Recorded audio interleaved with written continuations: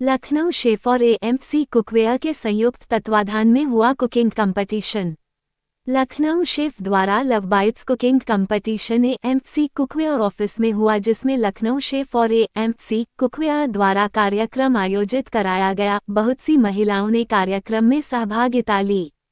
Competition में महिलाएं विभिन्न प्रकार के व्यंजन अपने घर से बनाकर लाई थी और उन्होंने वहां पर व्यंजनों को इतने आकर्षक ढंग से पेश किया कि सभी लोग उसकी सराहना कर रहे थे। इसी क्रम में एएमसी कुकवेयर के अम्बरीश जी ने एएमसी के प्रोडक्ट्स के बारे में चर्चा की, जिसमें उन्होंने बताया कि एएमसी कुकवेयर के जो प्रोडक्ट्स है वह बहुत ही किफ़ायती है और उनके बहुत से लाभ है, जैसे कि आप बिना तेल के खाना बना सकते हैं और बहुत ही कम समय में इसमें खाना बनाया जा सकता है। अम्बरीश जी ने एएमसी कुकवेयर का पूरा डेमो भी दिया, जिसमें उन्होंने दिखाया कि बिना पानी और बिना तेल डाले कैसे उसमें जल्दी से कम समय में हम अच्छा खाना बना सकते हैं। लखनऊ शेफ्स द्वारा आयोजित कुकिंग कंपटीशन में जज के रूप में मंजुलिका अस्थाना जी, शिल्पी जी, पूर्व जेल सुपरिंटेंडेंट हर्षिता मिश्रा जी थी, जिन्होंने सभी के व्यंजनों को बारीकी से टेस्ट किया, जजमेंट दिया। कंपटीशन में प्रतिभागिता लेने वाली महिलाओं में प्रीति श्रीवास्तव, आकांक्षा प्रजापति, बीना राजपाल, सीमा सिंह, पारुल सक्सेना, रचना अग्रवाल, शिखा सिंह, निरुपमा गुप्ता, अंजू अग्रवाल थी।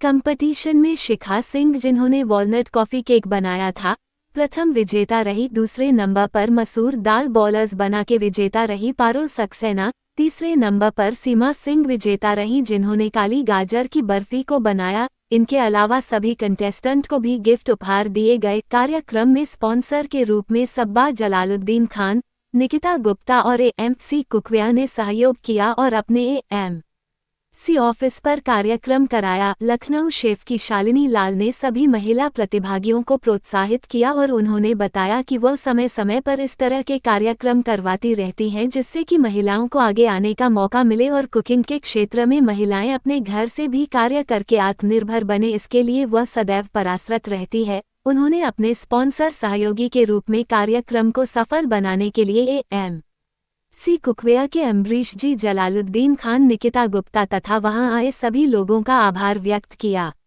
इस क्राइम की दुनिया में न जाएं और अगर उनको कुछ एक अच्छा सा ट्रेनिंग मिलने के बाद में कहीं कोई प्लेसमेंट मिल सकती है, तो जो प्लेसमेंट देंगे उनको भी थोड़े सस्ते में वर्कर्स मिल सकते हैं और उनको एक क्राइम की दुनिया में जाने से सोसाइटी रोक सकती है। ये आपका बहुत बड़ा कंट्रीब्यूशन होगा। यस मैम, इसी श्रेणी में लव बाइट कंपटीशन के बारे में आप कुछ बताएं और अपने अनुभव को शेयर करें, और जो आपने जज किया है, जज किस आधार पे किया है, ये भी आपको शेयर करना। ये जो एएमसी के साथ कोलैबोरेट करके शालिनी जी ने, जो हमारी शालिनी लाल जी जो है लखनऊ शेफ की फाउंडर है, और इन्होंने बहुत अच्छा बहुत बड़ा ये कुकिंग कॉन्टेस्ट करवाया है। इसमें जो है सारे एज बीइंग अ जज शालिनी जी ने मुझे इनवाइट किया। थैंक्स अ टन शालिनी जी। और सबसे बड़ी चीज़ यहाँ ये थी कि जितने भी पार्टिसिपेंट्स थे सबने एक से एक डिशेस बनाई हैं, और सबसे बड़ी चीज़ कुछ लोग जो ऐसे हैं, कुछ ऐसे पार्टिसिपेंट्स हैं जो एक पुरानी नानी दादी के ज़माने की डिशेस को भी लेकर के आए हैं, और उन्होंने उसमें बड़ा बैलेंस तरीके से जो इंग्रेडिएंट्स का पुटअप किया है, एंड इट्स रियली अमेजिंग। और बीइंग अ जज, it was a toughest task to find out who will be the first, second and third. तो हम लोगों ने फर्स्ट, सेकंड, थर्ड दिया है। तो खाने में एक चीज़ होती है, जैसे सभी लोगों ने प्रेजेंटेशन बहुत अच्छा किया, और कहते हैं सबसे पहले हम जो है खाना आंखों से खाते हैं। अगर उसको हमको खूबसूरत दिख रहा है तो ब्यूटिफिकेशन बहुत ज़रूरी चीज़ है। सबसे पहले हम नज़रों से उसको खाते हैं, नज़रों से देखते हैं कि हाँ ये अच्छा है, तब हमारे अंदर एक उमंग या फीलिंग जागेगी कि अब हमें इसको टेस्ट भी करना चाहिए। सेकंड ऑप्शन आता है आपका टेस्ट का। टेस्ट बड्स हमारी जो है बताती हैं कि जो हमारा जो है डिश कैसा बना है, उसके इंग्रेडिएंट्स कैसे बने हैं, बैलेंस है नहीं है, जो फ्लेवर्स उन्होंने बताया, जो डिश है उसके फ्लेवर्स इनहेंस होकर के आ रहे हैं कि नहीं आ रहे। मैम, जैसे कि आप लोग 3 लोग जज हैं, कभी कभी क्या होता है नंबर शॉर्ट आउट करने पड़ते होंगे, किसी को कोई नंबर ज़्यादा देता होगा, किसी को कोई कम देता होगा, तो उसमें से आप लोग कैसे बैलेंस करके उस रनर अप या विनर को निकालते हैं? बहुत अच्छा क्वेश्चन है। और आपने बाकी बड़े तो मतलब आप छुपी हुई चीज को निकालना चाह रहे हैं जो हम लोग बताना नहीं चाहते, ये हम लोग का सीक्रेट है। लेकिन हम लोग मैं बताना चाहूंगी, जो हम लोगों ने जो नंबरिंग करी है, मार्क्स करे हैं, उनका हमने जो है टोटलिंग करने के बाद उसमें हमने एवरेज किया है, निकाला है। एवरेज से जो है हम फाइंड आउट कर सकते हैं कि किसका फर्स्ट है, सेकेंड है, थर्ड है, या कंसोलेशन प्राइजेस।